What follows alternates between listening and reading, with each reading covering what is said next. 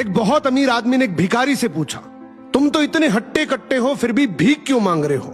भिखारी बोला, साहब मेरे पास महीनों से कोई काम धंधा नहीं है, अगर आप मुझे नौकरी दें तो मैं भीख मांगना छोड़ दूंगा। अमीर बोला, मैं नौकरी तो नहीं दे सकता, लेकिन तुम मेरे बिजनेस पार्टनर बन सकते हो। मेरे पास एक चावल का प्लांट है, तुम चावल बाजार में सप्लाई करो और मुनाफा महीने के अंत में बांटेंगे। भिखारी ने कहा, लेकिन कैसे बांटेंगे? क्या मैं 20% लूंगा और आप 80%? अमीर बोला, मुझे सिर्फ 10% चाहिए, बाकी 90% तुम्हारा होगा, ताकि तुम जल्दी तरक्की कर सको। भिखारी ने जोरों से काम शुरू कर दिया। उम्दा चावल और सस्ते दामों से उसकी बिक्री बहुत बढ़ गई और उसे खूब मुनाफा हुआ। लेकिन जब मुनाफा बांटने का समय आया तो भिखारी ने सोचा, सारी मेहनत तो मैंने की है, तो अब अमीर आदमी को 10% क्यों दूं?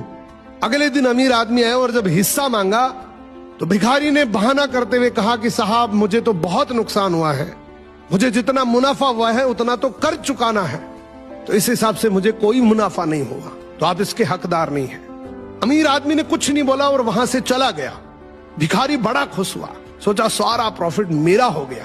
अब भिखारी उन पैसे से रोज मौज करे।